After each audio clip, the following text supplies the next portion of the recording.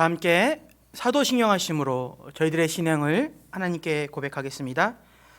전능하사 천지를 만드신 하나님 아버지를 내가 믿사오며 그 외아들 우리 주 예수 그리스도를 믿사오니 이는 성령으로 잉태하사 동정녀 마리아에게 나시고 본디오 빌라도에게 고난을 받으사 십자가에 못 박혀 죽으시고 장사한 지 사흘 만에 죽은 자 가운데서 다시 살아나시며 하늘에 오르사 전능하신 하나님 우편에 앉아 계시다가 저리로서 산 자와 죽은 자를 심판하러 오시리라.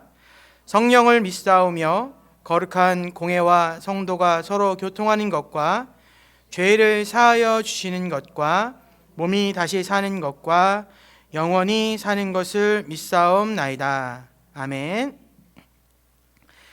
다 함께 찬송가 559장입니다. 사철의 봄바람 불어있고 찬송가 559장입니다.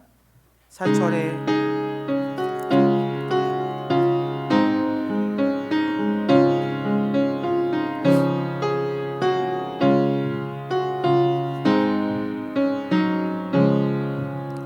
사철의 봄바람 불어있고 하나님 아버지 모셨으니 믿음의 반석도 든든하다. 우리 집 즐거운 동산이라. 고마워라 임마누엘 예수만 섬기는 우리 집. 고마워라 임마누엘 복되고 즐거운 하루하루.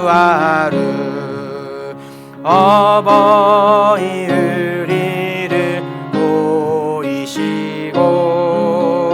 동기들 사랑에 뭉쳐있고 기쁨과 설움도 같이 하니 한간의 초가도 천국이라.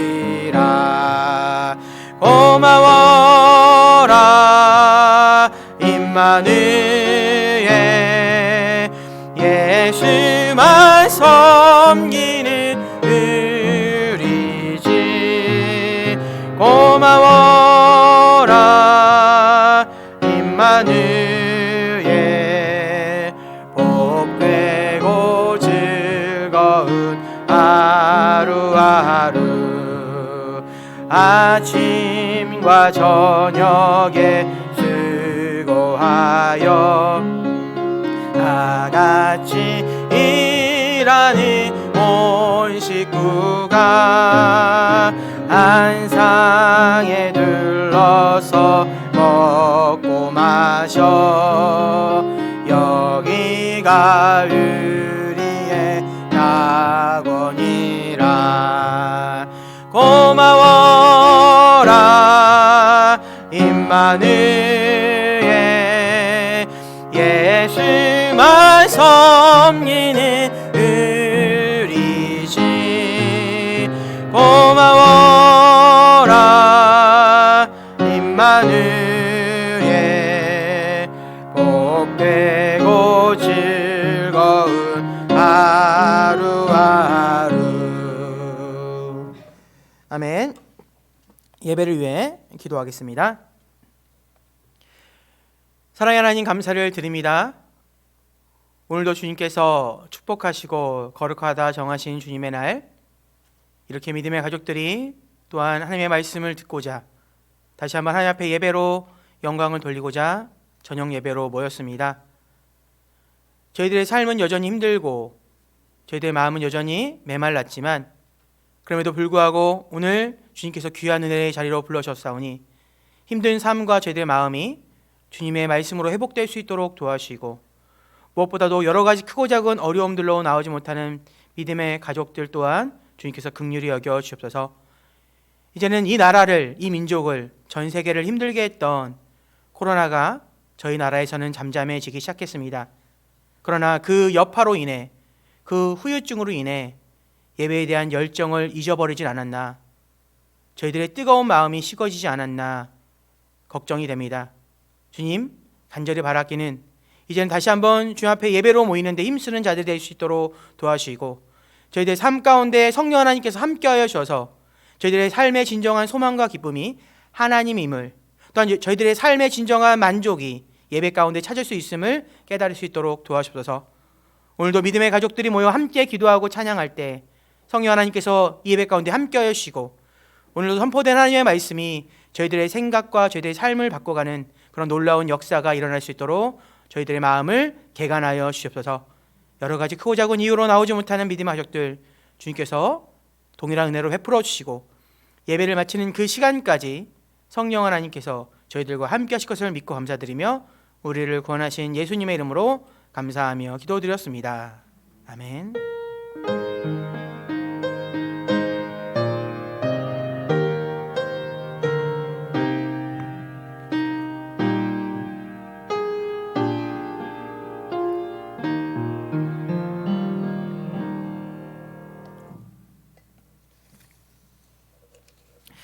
이 시간 4월 마지막 주 저녁 예배입니다. 이제 오늘이 4월 마지막 날인데, 마지막 주인데, 저는 지난 3월부터 가정을 주제로 해서 연속 설교를 하고 있어요.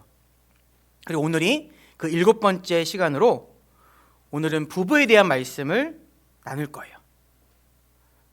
우리 청년과 학생들은 나는 아직 솔로인데 라고 이 말씀은 나와 상관없는가 라고 생각하는 것이 아니라, 내가 어떠한 마음으로 결혼을 할 것인지, 아니면 반려자를 만날 것인지, 아니면 이 말씀을 기본으로 어떠한 인간관계를 가져야 될 것인지를 말씀을 통해 발견하기 바랍니다.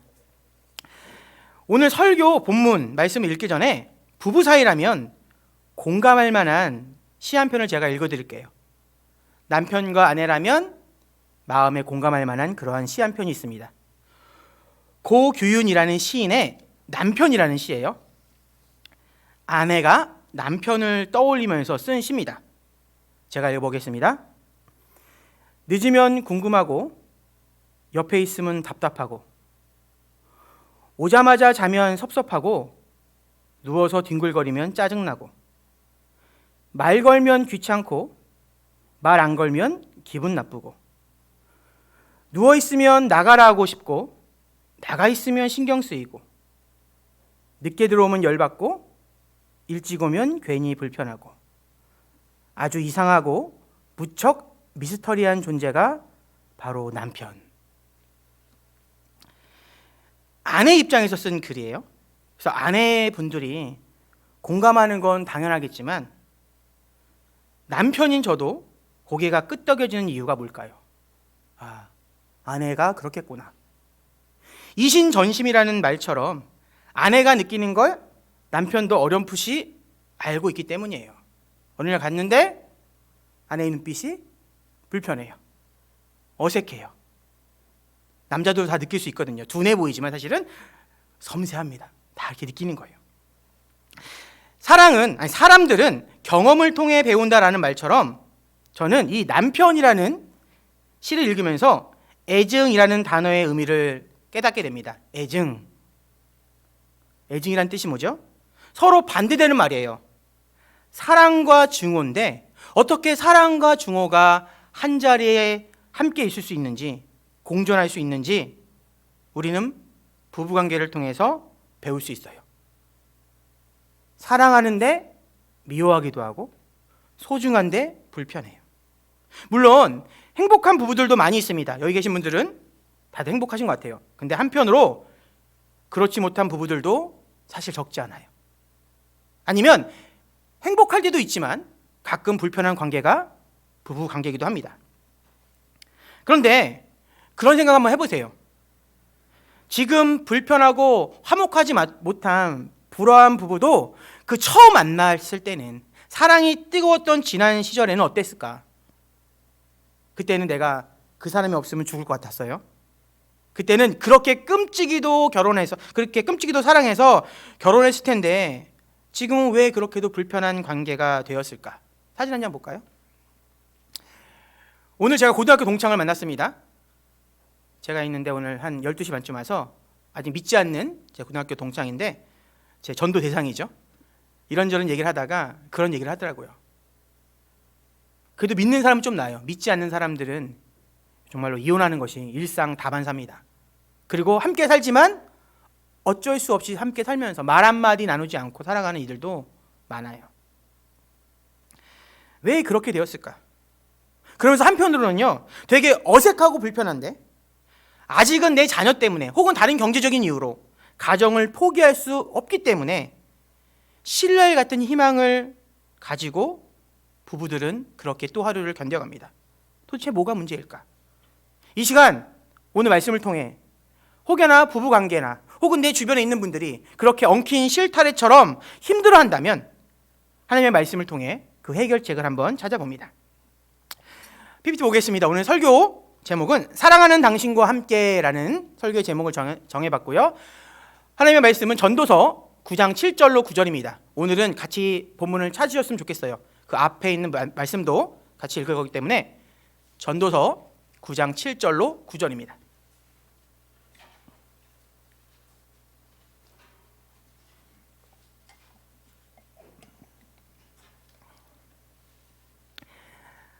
제가 7절부터 봉독하겠습니다. 너는 가서 기쁨으로 내 음식물을 먹고 즐거운 마음으로 내 포도주를 마실지어다. 이는 하나님이 내게 하는 일들을 벌써 기쁘게 받으셨음이니라.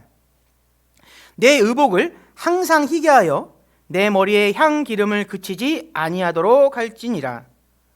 내 헛된 평생의 모든 날, 곧 하나님이 해 아래에서 내게 주신 모든 헛된 날에 내가 사랑하는 아내와 함께 즐겁게 살지어다. 그것이 내가 평생에 해 아래에서 수고하고 얻은 내 몫이니라. 아멘.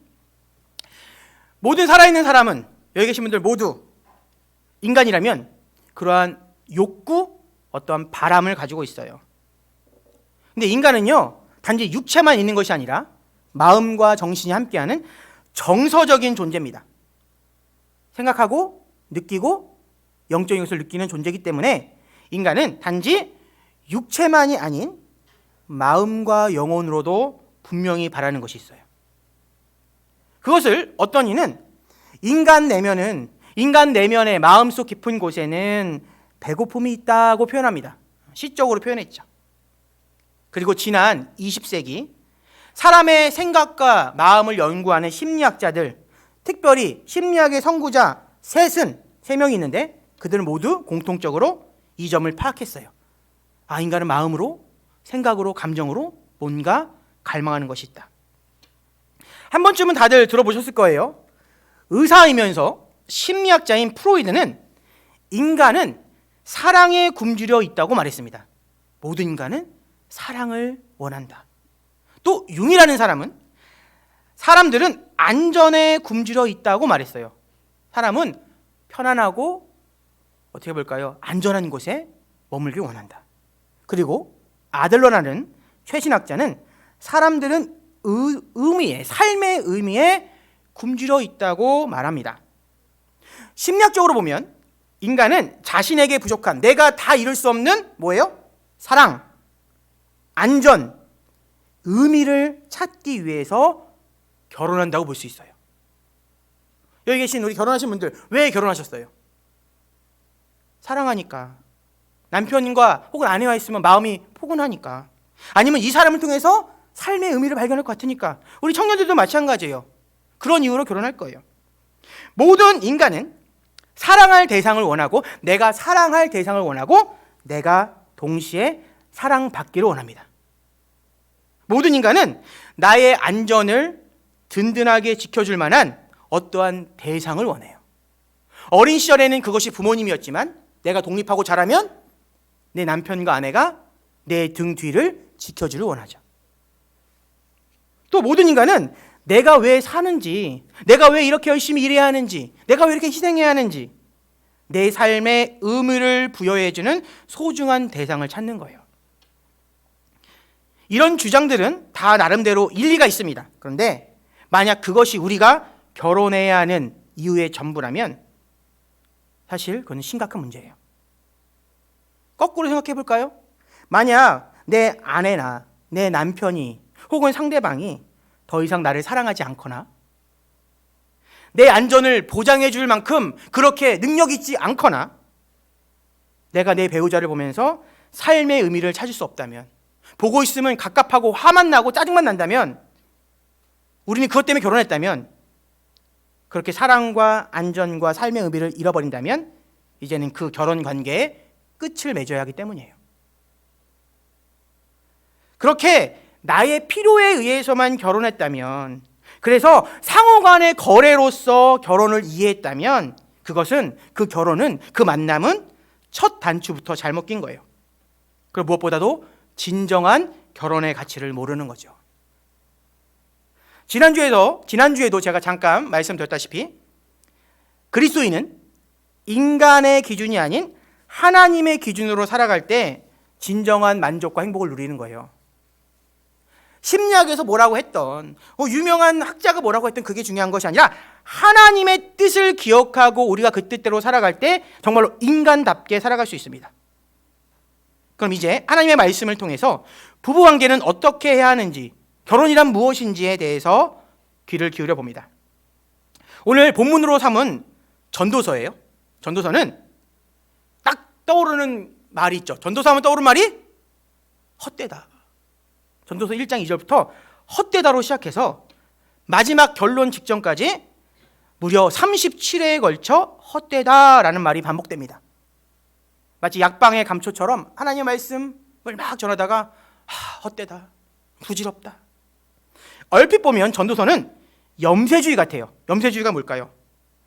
인생은 불행하고 비참해서 발전 가능성이 없다. 혹은 하나님을 모르는 무신론적인 사상으로 가득 찬 것처럼 보여요. 왜? 우리는 삶을 되게 소중하게 여기는데, 하나님께서 함께해 주신다고 생각하는데, 전도서는 뭐라고 얘기해요? 다 헛되다. 그런데 실상 전도서의 핵심은, 주장은 인간이 하나님 없이 살아가는 것이 얼마나 부질없는지를 말하는 거예요. 인간이 하나님 없는 인생으로 얼마나 공허한지를 말하는 거예요. 그래서 전도서는 하나님을 바라보며 현실을 살아가라고 외치는 거예요. 즉 전도서는요, 겉으로 보면, 표면적으로 보면 헛되다고 외치지만 역설적으로 하나님과 함께하는 현실의 소중함을 강조하는 말씀이에요. 헛되다는 얘기가 아니라 다 헛된 이유는 뭐야? 너가 하나님과 함께 있지 않기 때문에. 그러나 너희들이 하나님과 함께 해야 너희들이 정말로 진정한 삶을 살 수 있다. 하나님과 함께하는 삶의 소중함을 말하는 거예요. 더불어 전도서서 기자가 누구죠? 솔로몬입니다. 솔로몬은 젊은 날 모든 부귀 영화를 다 겪어봤어요. 그리고 그는 젊었을 때 우상 숭배와 온갖 육체의 쾌락에 빠져 살다가 그 허망함을 깨닫고 하나님께로 돌아온 인생과 신앙의 선배로서의 조언이기에 그 설득력이 더한 거예요. 모든 걸 다 해본 사람이, 정말로 그 누구보다 뛰어났던 사람이, 지혜로웠던 그 사람이 뭐라고 말해요? 결국은 하나님과 함께하지 않으면 너의 성공, 너의 사랑, 너의 건강 다 헛되다는 거예요. 특히 오늘 본문을 포함한 전도서 오늘 9장이거든요. 4절부터 10절은 인생을 살아가는, 정해진, 끝이 있는 유한한 인생을 살아가는 저희들에게, 인간들에게 어떠한 삶이 최선인지를 알려주는 올바른 삶의 태도를 알려주는 거예요. 다시요. 우리는 어떻게 이 주어진 인생 안에서 올바르게 살아갈까? 그 삶의 태도를 알려줍니다. 솔로몬은 정말로 너희가 하나님 알고 지혜롭다면 지혜로운 인간으로서 인생에 대한 3가지 자세를 가르쳐줘요. 이 3가지. 근데 오늘 설교의 주제에 따라 오늘 2가지만 살펴볼 거예요. 오늘 주제가 뭐니까요? 부부 관계니까. 부부에 대한 관점에서 바라봅니다. 첫째, PPT 한번 볼까요? 잠언은, 이 말씀은 내 주변의 죽음, 죽음은 원래 시체란 뜻이죠. 쉽게 말해서 내 주변의 죽음을 보고 생명의 소중함을 깨달으라고 외칩니다. 잠언은 뭐라고요? 내 삶을 가치를 아는데 먼저 뭘 보라고? 주위에 죽어가는 사람들을 봐라. 제가 전도서 9장 4절로 6절을 세 번역으로 읽어드릴게요. 한번 귀를 기울여 보세요. 4절입니다. 살아있는 사람에게는 누구나 희망이 있다. 비록 개라고 하더라도 살아있으면 죽은 사자보다 낫다. 살아있는 사람은 자기가 죽을 것을 안다. 그러나 죽은 사람은 아무것도 모른다. 죽은 사람에게는 더 이상의 보상이 없다. 사람들은 죽은 이들을 오래 기억하지 않는다. 죽은 이들에게는 이미 사랑도 미움도 야망도 없다. 세상에서 일어나는 어떠한 일에도 다시 끼어들 자리가 없다. 무슨 얘기예요? 죽으면 다 끝이야. 죽으면 아무것도 없는 거야. 그 얘기예요. 반대로 무슨 말이에요? 생명은 소중하다. 당신의 삶은 소중하다. 당연한 가르침. 그런데요, 이게 너무나 당연하니까, 너무나 익숙하니까 정작 내 생명의 소중함은 모릅니다. 우리는 오늘 하루 동안 정말 나는 정말 내 생명이 소중하구나 생각해 본 적 있으세요? 내게 주어진 시간이 얼마나 가치 있는지 생각해 본 적 있으세요? 덧없이 허비하며 살아갑니다. 저도 말씀을 준비하면서 깨닫는 거예요. 45년을 살면서 정말 내 생명이 소중하지, 내 목숨이 귀하지, 내게 주어진 시간이 정말로 아깝지라고 생각해 본 적 몇 번이나 있으세요? 분명 너무나 귀한 것이건만 내게 익숙하다는 이유로 그 가치를 모르고 내팽겨치면서 내 뜻대로 사는 것, 그것이 어리석은 인간, 저희들의 실체입니다. 우리는 뭐가 중요한지 몰라요. 우리는 하나님의 말씀을 돌아보지 않으면 내 삶에 정말 뭐가 중요한지 몰라요. 단지 생명뿐일까요? 소중한 게. 아주 소소하게는 매 순간 숨쉬는 공기. 지금 제가 여기 집사님들, 청년들 있는데 내려가서 코와 입을 딱 막고 1분만 딱 막고 있어 볼까요? 어떨 것 같으세요? 소리치고 난리 하실 거예요. 저를 때리고. 왜요? 공기가 소중한 거예요. 내 호흡이 소중한 거예요. 하루에도 아무 생각 없이, 하지만 끊임없이 마셔야 되는 물, 얼마나 소중한가요? 또 우리의 허기를, 배고픔을 달래주는 그 음식들, 내 옆을 지켜주는 가족들, 우리는 얼마나 귀한지 못 깨닫습니다. 당연하다고 생각해. 내 남편 돈 벌어오는 거 당연하지. 아내가 설거지하는 거 당연하지. 우리 아들, 딸 있는 거 당연하지. 정말 당연할까요? 당연하지 않아요.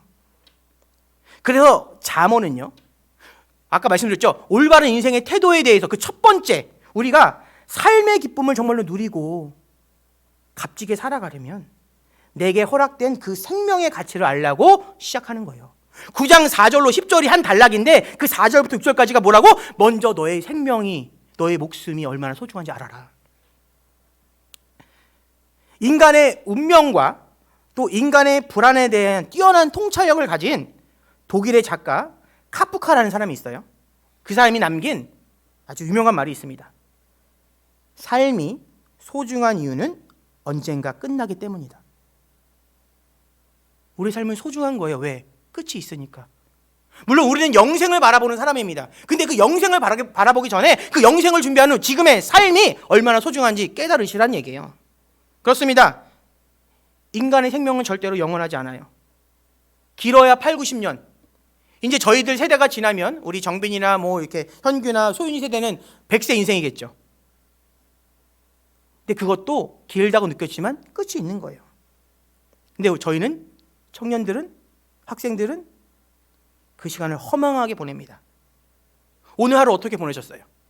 오늘 하루도 예배가 없으니까, 아니면은 어제 늦게까지 놀았으니까 10시, 11시에, 12시에 일어나고. 안타까운 얘기지만 요즘과 같은 21세기 학생과 청년들, 미디어에 빠졌죠. TV, 인터넷, 게임, 핸드폰만 쳐다보면서 뭐라고 얘기할까요? 10중 8구는 이거예요. 오늘도 무료하다. 오늘도 어제와 똑같아서 지루하다면서 나에게 주어진 그 한계 있는 삶을, 더 정확히는 나의 생명을 소비하며 살아갑니다. 내게 주어진 그 생명인데, 우리의 생명이에요. 시간은 생명인데 그거를 그냥 막 뿌리면서 다니는 거예요. 이렇게 비유해 볼까요? 제가 우리 현규에게 한 10만 원을 줬어요. 현규가 그 10만 원을 아침부터 저녁까지 이렇게 한번 1,000원짜리 받고 막 뿌린다고 생각해 보세요. 어떨 것 같아요? 제정신이 아닌 거예요. 왜? 가치 있는 거거든요. 근데 그 돈보다 더 소중한 게 뭐예요? 우리의 목숨, 시간인데 우리는 시간을 아무 생각 없이 사용하고 있습니다. 전도서는 솔로몬이 그걸 얘기하는 거예요. 너의 목숨, 너의 시간을 한번 얼마나 소중한지 깨달아라. 말씀교회 학생과 청년, 믿음의 가족들이요, 정말로 만약 내일이 나의 삶의 마지막 날이라면 어떻게 살아야 할까요? 오늘 하루 결코 다시 돌아오지 않습니다. 우리는 살아있는 매 순간, 그래서 어떻게 보면 예배가 더 소중한 거예요. 우리에게 살아있는 그 많은 순간 중에 하나님께 드리는 순간, 이 순간의 소중함을 깨달아야 합니다. 내가 무의미하게 허비하는 오늘이, 나는 오늘 그냥 아무 생각 없이 보냈어. 근데 어떤 그 누군가, 병들고 혹은 괴로워하는 누군가는 그토록 원하던 내일이었을지도 몰라요. 그 사람은 오늘 하루 더 살기 위해서 그렇게 바라다가 질병 때문에 죽었어. 그렇게 바라던 내일을, 우리는 그 내일을 받은 오늘을 가지고 우리는 허망하게 살아갑니다. 우리의 목숨, 하나님께서 말씀하시는 거예요. 너의 목숨과 너의 그 삶의 가치를 알면 너의 삶을 바꿀 수 있다고 전도서를 통해서 말씀을 시작합니다. 그리고 이어지는 7절과 9절을 통해 오늘 말씀은 문맥이 이어집니다. 똑같이 7절과 9절을 통해 두 번째 메시지가 나옵니다. 그러므로 너는 너에게 주어진 삶 속에서 기쁨을 누려라. 뭐 속에서? 내 일상 속에서. 제가 오늘 본문 7절로 9절 읽어드리겠습니다. 세 번역입니다. 지금은 하나님이 내가 하는 일을 좋게 보아주시니 너는 가서 즐거이 음식을 먹고 기쁜 마음으로 포도주를 마셔라. 너는 언제나 옷을 깨끗하게 입고 머리에는 기름을 발라라. 이 말씀은 잠언이 뭐라고 말하는 거냐면, 지금 매 순간 우리가 살아가는 거, 살아있음 자체가 하나님께서 주신 은혜란 얘기예요. 다시요, 우리가 살아있는 지금 이 순간이 축복이란 얘기예요. 그러니 너는 매 순간 어떻게 살라고? 기쁘게 살라고. 그 앞에 뭐라고 했어요? 죽으면 아무것도 없어요. 기쁨이 어디 있고 행복이 어디 있어요? 너가 목숨의 소중함을 알았지. 그래서 내가 너에게 이런 시간을 줬지. 그럼 너는 어떻게? 그 시간을 행복하게 살아라. 기쁘게 살아라. 그리고 너의 모습을 어떻게? 단정하게 가꾸라고. 이게 충고하는 거예요. 막 흐트러지게 막 사는 것이 아니라, 방탕하게 사는 것이 아니라, 내게 주어진, 너에게 준 선물을, 그 시간을 기쁘게 누리면서 어떻게? 단정하게 살아라.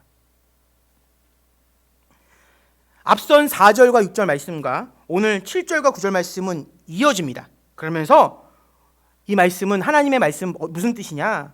우리가 누리는 그 일상이, 시간이 가장 큰 기쁨이라는 거예요. 우리가 누릴 수 있는, 하나님께 받은 가장 큰 축복이 뭐라고요? 우리의 삶, 오늘 이 시간. 목숨이 가장 중요하고, 그 목숨이 붙어 있어서 내가 오늘 하루 살아가죠. 이게 하나님의 선물이라는 뜻이에요. 근데 우리가 기뻐해야 할 그 기쁨과 만족에 대해서 착각하죠. 우리가 기뻐하고 행복할 조건을 오해해요. 황금 만능주의 세상에서 우리의 생각이 오염돼서 우리는 행복의 조건이 뭐라 생각해요? 물질이라고 오해하잖아요. 나의 삶, 오늘 하루 살아가는 게 하나님의 축복, 하나님의 은혜가 아니라, 오늘 하루 살아가는 것, 받은 것은 중요하지 않고 그 하루 받은 삶 가운데 내가 더 많이 누리는 것, 이 축복이라고 오해하죠. 그래서 저희들은 이미 내가 가진 것들, 정말로 내가 받은 필요한 것들에 만족하지 못하고 남들과 비교해서 더 좋은 것을 행복의 기준으로 삼아요. 무슨 말이에요? 저는 제가 갖고 있는 양복 한 벌로 만족할 수 있어요.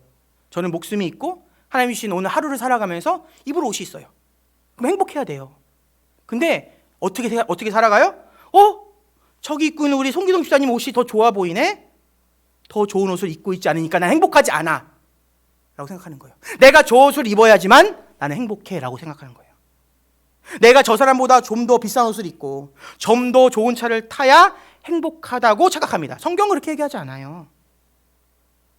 진실은 뭘까요? 내가 살아있는 것 자체가 행복의 이유예요. 따라서 내가 최소한의 입을 것, 먹을 것, 잘 곳만 있어도 우리는 충분히 만족할 수 있고 행복할 수 있어요. 그것이 사도 바울이 말한 자족함의 비결이잖아요. 저는 인간에 대한 철학 얘기하는 것이 아닙니다. 성경 말씀을 좀 다르게 표현할 뿐이에요. 우리는 가진 것만으로, 우리의 삶만으로 행복한 거예요. 사도 바울이 말한 게 뭐예요? 나는 지금 자족한다. 뭐예요? 내 가진 것만으로 행복하다. 나에게 생명이 있고 내가 살아가면서 하나님과 함께하면서 사는 것이 행복하다. 이거는 늘상 얘기하지만 꼭 믿음까지 안 가도 이미 과거에 지혜로운 사람들은 다 알고 있는 거예요. 청렴하고 맑은 정신을 가졌던 옛 지혜로운 사람들, 우리가 보통 현자라고 표현하죠. 그들이 추구하는 것이 무엇이었을까요? 과거 역사를 통해서 우리가 이렇게 위대하다고 말하는 어떠한 사람들을, 그 사람들이 말하는 것이 무엇이었을까요? 돈이었을까요? 아닙니다. 오랜만에 제가 공자 얘기 한번 하겠습니다. 공자가 누구신지 아시죠? 저는 공자 얘기하면 예전에 그 김영권 그 코미디언이 맹자가라 사다이 막 이거 자꾸 떼어놔서 웃긴 생각이 나는데, 공자는 되게 품격 있고 중국에 있는 뭐랄까 최대 가장 존경받는 사람 학자 중에 하나인데, 공자의 논어에 보면, 그 논어는 여러 편으로 나눠져요. 거기 옹야편에 보면 단사표음이라는 말이 있습니다. 제가 예전에 한 몇 년 전쯤에 설교에 인용했는데, 저 말은 뭐냐면 한 소쿠리의 밥과 한 표주박 안에 물이란 뜻이에요. 밥 한 덩이와 물 한 모금 이란 뜻으로 매우 소박한 생활을 뜻하는 거예요. 근데 그 말의 기원을 제가 전해드릴게요. 공자는 일생 동안 무려 3,000명에 달하는 제자를 두었습니다. 제자가 3,000명이에요. 그 중에는 뛰어난 제자가 있었겠죠. 특별히 3명을 꼽는데, 자로라는 제자가 있었는데 그는 돈 관리에 아주 뛰어났어요. 그러니까 재리에 아주 뛰어났어요. 사업에 아주 유능한 탁월한 능력을 보였습니다. 그리고 자공이라는 제자처럼 높은 벼슬로 성공한 이도 있었어요. 한 나라의 거의 국무총리, 재상을 지냈던. 그리고 오늘 제 설교의 주인공인 안회라는 사람처럼 가난하지만 마음을 깨끗하고 학문을 좋아하는 사람이 있었습니다. 그 중에 공자가 가장 아끼는 제자가 누구였을까요?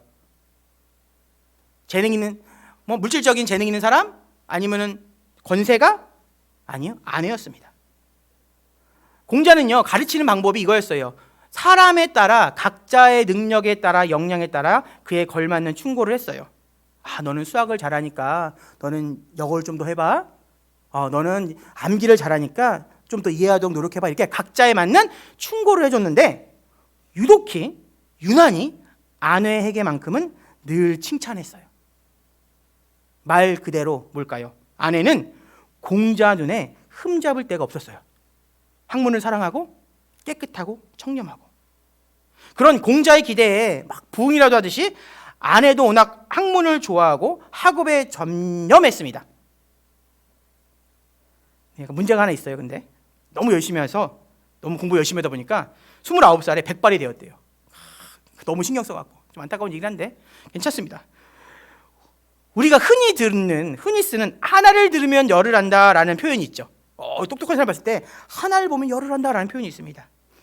이것도 공자의 뛰어난 제자 중 하나였던, 아까 제가 말씀을 드렸어요. 3명의 제자가 있는데 그 중에 하나가 자로였어요.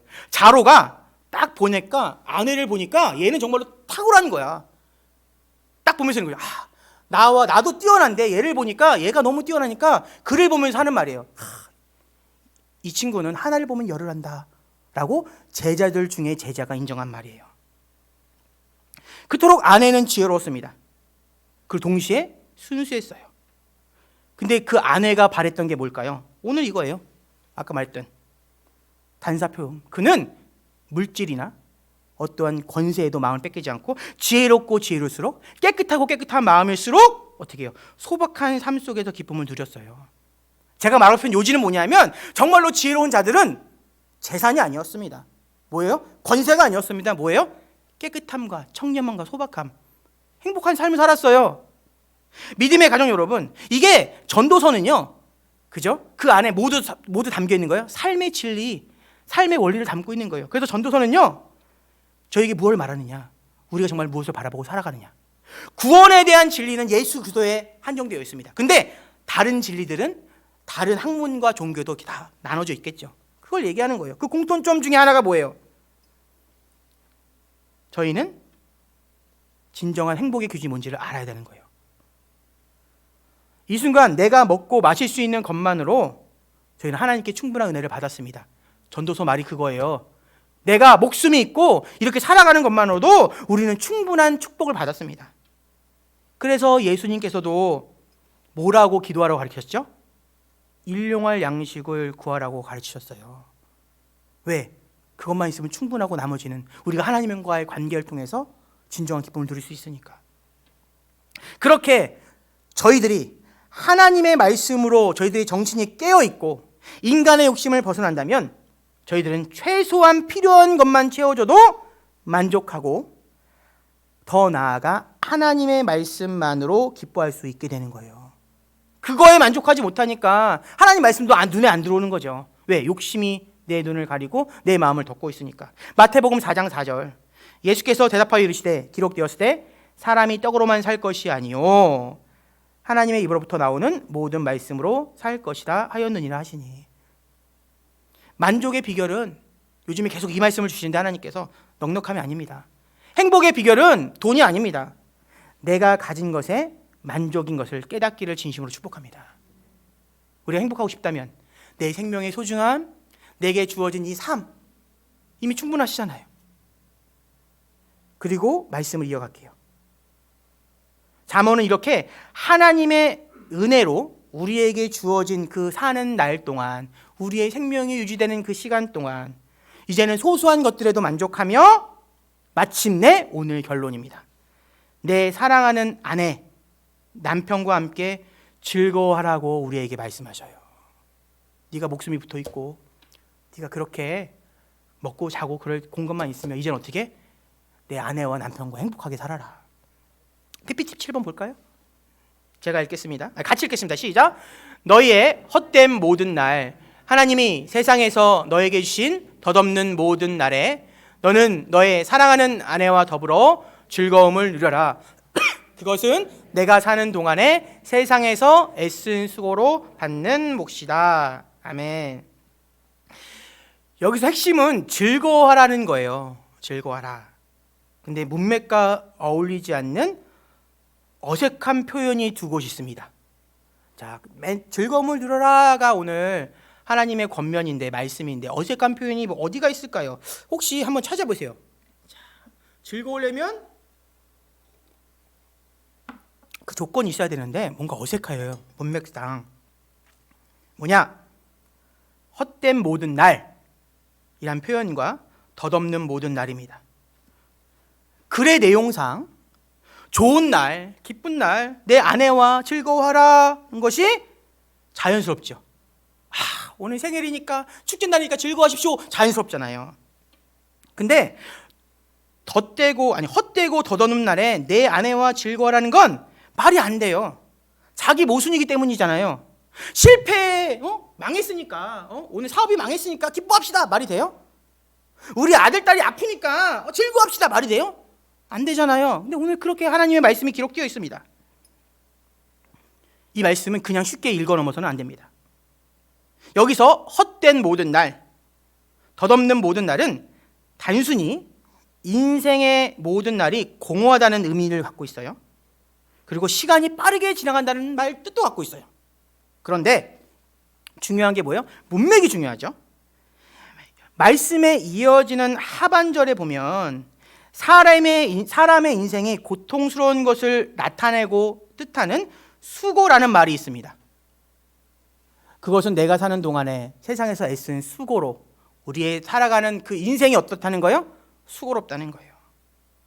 말을 통해서 본래 인생은 힘들고 고통스러운 것임을 우리에게 강조합니다. 이제 두 말씀의 그 문맥을 잘 보셔야 돼요. 즉 본문은 너의 수고스러운 날, 그래서 헛되게 느껴지고 때로는 고통스럽고 아프고 힘든 그 인생을 내 아내와 남편과 함께 이겨나가라는 얘기예요. 집에 가서 묵상해 보세요. 이게 무슨 말일까요? 헛된 날, 힘든 날 즐거워하라 뜻은 뭐예요? 인생은 그렇게 힘든 거야. 그러니까 너희들이 누구와? 내 사랑하는 사람들과 함께 이겨나가라, 그 얘기예요. 우리 학생과 청년들, 내가 반려자를 구할 거예요. 어떤 사람을 구해야 돼요? 힘들고 어려워도 나와 함께 이겨나갈 수 있는 사람을, 그 사람을 고르는 거예요. 그 얘기하는 거예요. 사실 성경은요, 인간의 일생이 고난의 연속임을 전제로 합니다. 그건 너무나 당연한 거라 성경 말씀에 언급되어 있지도 않은 거예요. 저 부분에는. 특히 두 남녀가 부부로서 살아가는 것은 행복만 가득한 삶이 아닙니다. 살아보셔서 아시잖아요. 서로의 오해, 아픔, 서러움, 또 인간 삶 자체가 힘들고 고난돼요. 그래서 그렇게 아픔과 눈물이 가득한 고된 인생이기 때문에 오늘 전도서 말씀은 서로를 의지하고 극복하라고 격려하는 거예요. 삶이 힘들지요? 그럼 맞아. 하지만 네 남편을 보고 아내를 보고 사랑하는 그 사람을 보고 함께 이겨나가라는 그 얘기예요. 이쯤에서 떠오르는 하나님의 말씀이 있습니다. 창세기 2장 20절. 하나님께서 인간을 만드시고 남자와 여자를 짝지으신 그 이유, 그 사건, 그 목적, 제가 읽겠습니다. 창세기 2장 20절. 아담이 모든 가축과 공중의 새와 들의 모든 짐승에게 이름을 주니라. 아담이 돕는 배필이 없으므로. 아담에게 도와줄 사람, 아담이 의지할 사람, 아담이 힘들고 고될 때 함께 해줄 사람이 없으므로 누굴 만들어요? 하와를 만드는 거예요. 그게 결혼의 목적이고 하나님의 뜻인 거예요. 이 말은 더 크게 볼까요? 하나님은 아담과 하와를 맺으실 때부터 이미 알고 계셨어요. 뭘 알고 계셨을까? 여자와 남자가 아내와 남편으로 둘이 한 부부가 되어 살아갈 인생은 힘겨울 것임을 아셨기에 서로 도우라고 그렇게 의지하며 살라고 만드신 거예요. 그 말씀은 시작으로 보지 말고 우리의 삶을 보고 하나님의 뜻을 바라보면 아, 하나님께서 아셨구나. 그래서 내 짝을 이렇게 만들어 주셨구나. 본문의 문맥을 이제 다시 한번 주의 깊게 볼게요. 9절 앞부분 제가 읽겠습니다. 너의 헛된 모든 날 하나님이 세상에서 너에게 주신 덧없는 모든 날에 너는 너의 사랑하는 아내와 더불어 즐거움을 누려라. 남편과 아내는 좋은 날이니까 함께 기쁨을 누리라는 것이 아닙니다. 하나님께서는 헛되고 덧없는 날이지만 힘들고 고통스러운 날이지만 사랑하는 아내와 남편과 함께 내게 소중한 남편과 아내와 함께 더불어 즐거워라는 말씀이에요. 환경 때문에 즐거워하는 것이 아니라 바로 내 아내와 남편을 보고 즐거워하는 그 얘기예요. 다시 말해볼까요? 내 아내가 있고 내 남편이 있기에 힘들고 고된 날에도 기뻐할 수 있음을 알려주는 거예요. 이게 결혼의 목적이고 하나님의 뜻인 거예요. 세상은 힘들고 어려워. 하지만 세상에서 행복을 찾지 말고 내 곁에 있어주는 그 사람을 통해서 중요한 게 뭐예요? 사랑하는 그 사람을 통해서 너는 즐겁게 살아라. 믿음의 가족 여러분, 고된 삶 가운데 우리가 기뻐할 수 있는 건 오늘 말씀에 따르면 내 남편과 아내 때문입니다. 세상은 날마다 각박해져요. 우리의 육체는 날마다 늙고 병들어가지만 내 아내와 남편이라는 그 사랑하는 사람이 그 관계를 통해서 우리가 서로에게 의지하고 위로하기 때문에 우리는 기쁘게 살 수 있는 거예요. 그것이 가능한 건 뭐라고 아까 말씀을 드렸죠? 그 부부 관계를 하나님께서 짝지어 주신 것이기 때문에. 마태복음 19장 4절로 6절.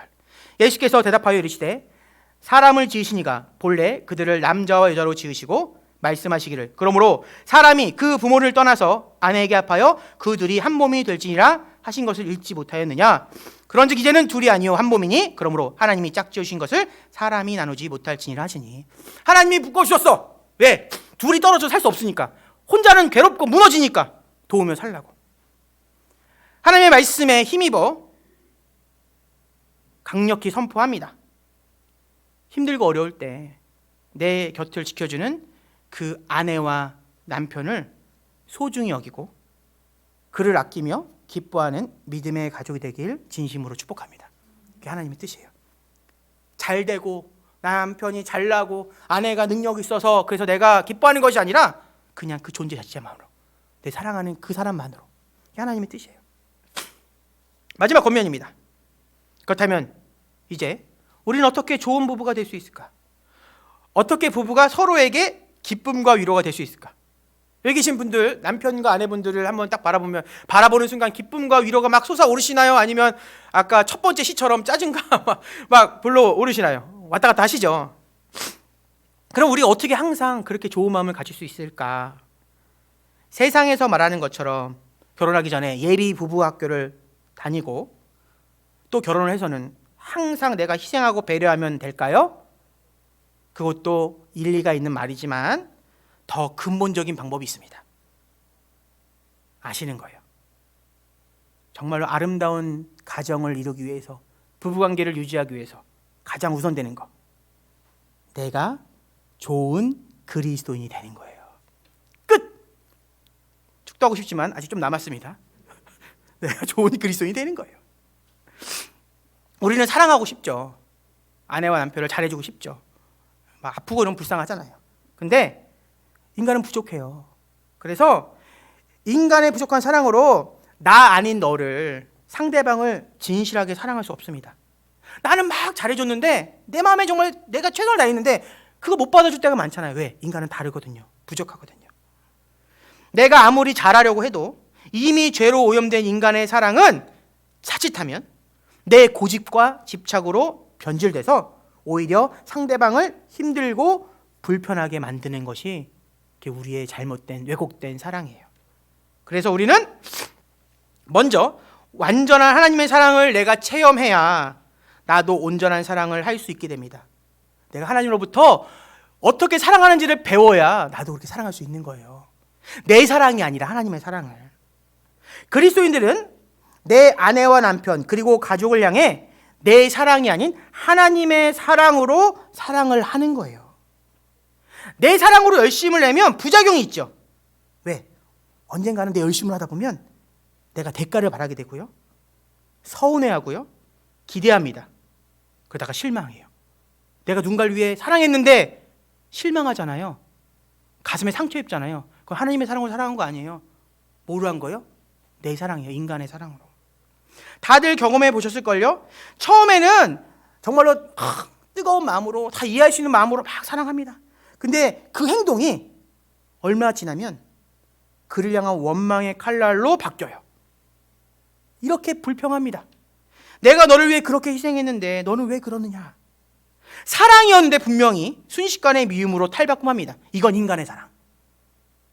왜? 그 원인이 뭐라고요? 내 인간적인 열심과 사랑이 있었기 때문에. 인간은요, 무조건적인 사랑을 할 수 없습니다. 그래서 우리는 하나님의 사랑을 알고 체험해야만 대가 없는 순수한 진짜 사랑을 할 수 있는 거예요. 이렇게 하나님의 사랑을, 온전한 사랑을, 무조건적인 사랑의 원리를 성경은 이렇게 기록하죠.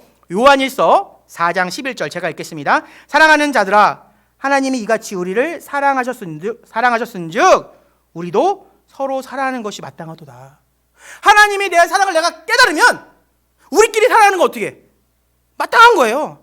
내가 바라는 게 없는 거야. 왜? 내가 너무 큰 걸 받았는데, 우리 달란트 빚을 탕감해준 그 성경 이야기 나오잖아요. 이만큼을 탕감 받아놓고서 돈을 못 갚으면 목 사는 데랑 똑같은 거예요. 하나님의 사랑을 알면 내가 조금 잘해준 거 못 받아도 우리는 슬퍼하지 않아요. 우리는 서운해하지 않아요. 우리가 하나님의 사랑을 깨달으면 내가 사랑하는 것이 손해가 아니라 당연한 것으로 여겨집니다. 그 내 손해가, 내 희생이 뭐라고? 기쁨이 되는 거예요. 그게 하나님의 사랑이잖아요. 하나님께서 보여주신 진정한 사랑은 그 어떠한 대가를 바라지 않는 조건 없는 사랑이었어요. 로마서 5장 8절. 우리가 아직 죄인 되었을 때에 그리스도께서 우리를 위하여 죽으심으로 하나님께서 우리에게 대한 자기의 사랑을 확증하셨느니라. 한 거 아무것도 없어. 사랑했어. 실천했어. 그게 사랑이야. 하나님의 사랑. 우리 그 하나님의 사랑을 알아야 우리도 온전히 사랑할 수 있는 거예요. 믿음의 가족 여러분, 정말로 내 아내와 남편, 가족을 진심으로 아끼고 사랑하고 싶다면 그 사람을 바라보지 말고 먼저 누구를 바라봐야 돼요? 하나님을. 나를 향한 하나님의 사랑을 깨닫고 또한 나 또한 그 하나님을 전심으로 사랑하는 거예요. 그러면 하나님의 사랑이 우리 안에 가득 넘치고 그 넘치는 사랑으로 아내와 남편을 온전히 충분히 사랑할 수 있게 되는 거예요. 내가 우리 남편 잘해줘야지, 우리 아들, 우리 부모님께 효도해야지 라고 하는 건 내 마음에 앞설 수 있어요. 그러지 말고 하나님의 사랑을 깨닫고 내가 하나님 앞에 내 사랑을 드리면 그 사랑이 나를 압도해서 넘치는 사랑으로 나눠줄 수 있는 거예요. 그게 우리가 진정한 사랑이고 그런 사랑 가운데 우리가 절망하지 않는 거예요. PPT 8번 보겠습니다. 같이 읽겠습니다. 시작. 어느 때나 하나님을 본 사람이 없으되 만일 우리가 서로 사랑하면 하나님이 우리 안에 거하시고 그의 사랑이 우리 안에 온전히 이루어지느니라. 아멘. 우리가 사랑을 할 때 또 한 번 하나님의 사랑을 발견하는 거예요. 사랑하는 말씀교회 학생과 청년, 성도 여러분, 먼저 하나님을 사랑하기를 바랍니다. 그리고 그 사랑으로 내 소중한 이들에게 온전한 사랑을 나누는 믿음의 자녀들 되기를 축원합니다. 조금 남았어요. 이제 말씀에 매듭을 짓습니다. 조금 남았어요. 제가 오랫동안 존경해오는 목사님이 있어요. 제가 대학원 다닐 때부터 2007년부터 지금까지 그 목사님께서 이렇게 인터뷰를 하셨는데 그분이 이런 질문을 받았더라고요. 목사님 부부가 평생을 의족해 살아오신 비결이 뭔가요? 라고 이렇게 인터뷰를 했어요. 그 질문에 목사님인데 할아버지예요. 그 할아버지 목사님이 이렇게 대답하셨어요. 피차 긍휼히 여기며 사는 거지 뭐. 피차 서로 불쌍하다고 생각하며 사는 거지 뭐. 그렇습니다. 따지고 보면 이 땅의 모든 사람들은 다 가련하고 힘들게 살아가요. 더군다나 모나고 부족하고 조금 강한 표현 하겠습니다. 지랄 같은 나와 함께 한평생을 살아가는 내 아내, 남편 얼마나 고마워요. 한편으로 얼마나 미안해요. 한편으로 얼마나 불쌍해요. 그걸 기억하면 그저 의족해 살아갈 수 있는 거예요. 평안하게 살아갈 수 있는 거예요. 사실 저희들은 자기 모습을 한번 돌아보세요. 겉으로는 좀 멋진 척, 나는 안 그런 척 아무리 포장해도 내 자신이 얼마나 형편없는지 나는 내 자신을 알아요. 그런데 이렇게 이기적인 나를 사랑하고 이해하고 품어주는 내 남편과 아내가 얼마나 소중한지 깨닫기를 축원합니다. 내 모습을 보고 이런 나를 받아주는 내 아내와 남편이 얼마나 소중한지, 우리 부모님이 얼마나 대단한지 깨닫기를 소망합니다. 하나님께서 주신 말씀에 의지해서 마지막 권면을 드립니다. 이곳 믿음의 가족들은 내 남편과 아내, 나의 부모와 형제 자매, 심지어는 내 자녀들에게 뭔가 받으려 하지 말고 내가 먼저 그들을 위해 양보하고 사랑하며 살기를 바랍니다. 그리고 잊지 마십시오. 우리는 사랑받을 때보다 사랑할 때 더 큰 기쁨을 맛볼 수 있어요. 그리고 내가 먼저 베푸는 그 사랑과 희생을 통해서 그런 내가 베푸는 사랑 안에 찾아오시는 그 하나님을 만나기를, 한 주간 그 하나님과 동행하기를 진심으로 축복합니다. 기도합니다. 하나님, 고단한 인생에서 내 곁에 있는 귀한 아내와 남편을 만나게 하심에 이 험한 세상에서 나에게 형제 자매와 자녀, 내 어머니와 아버지를 보내주심에, 그래서 아름다운 가정을 이루게 하심에 너무나 감사를 드립니다. 특별히 이 시간 허락하신 하나님의 말씀을 통해서 나를 향한 하나님의 사랑을 깨닫게 하여 주시고, 그런 하나님의 사랑으로 인해서 이제는 내 아내와 남편, 가족들과 함께 이 험한 세상에서 서로 의지하며 위로하고 격려하며 사랑할 수 있도록 붙잡아 주옵소서. 저희들의 기도를 듣고 이루어질 것을 믿고 감사드리며 우리를 구원하신 예수님의 이름으로 기도드립니다. 아멘. 우리 찬양 당신은 사랑받기 위해 옆에 있는 분들 중간중간에 바라보시면서 찬양하겠습니다.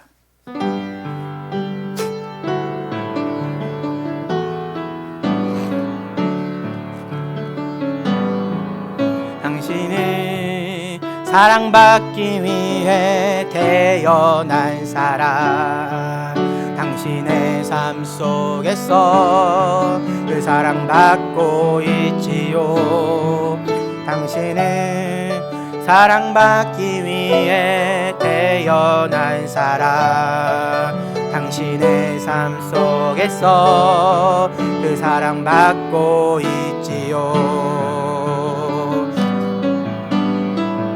태초부터 시작된 하나님의 사랑은 우리의 만남을 통해 열매를 맺고 당신이 이 세상에 존재함으로 인해 우리에게 얼마나 기쁨이 되는지. 옆에 있는 분들을 보면서 당신은 사랑받기 위해 태어난, 지금도 그 사랑을, 지금도 그 사랑,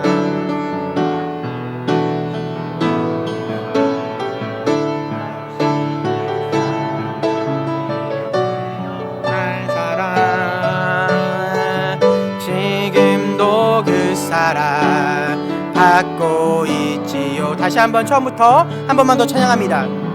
당신은 사랑받기 위해, 사랑하는 내 가족들과 이웃들과 우리 믿음의 교우들을 기억하면서 찬양합니다. 그 사랑받고 있지요. 그 사랑받고 있지요.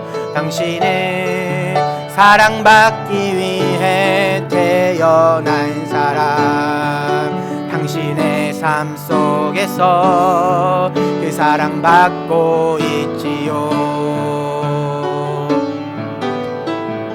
태초부터 시작된 하나님의 사랑은 남을 또 열매를 맺고 당신이 이 세상에 존재함으로 인해 우리에게 얼마나 기쁨이 되는지. 당신은 사랑받기 위해 태어난 사람, 지금도 그 받고 있지요. 당신은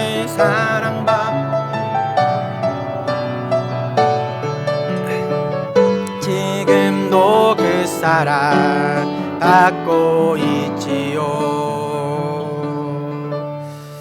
아멘. 먼저 교회 소식 몇 가지 전해드리겠습니다.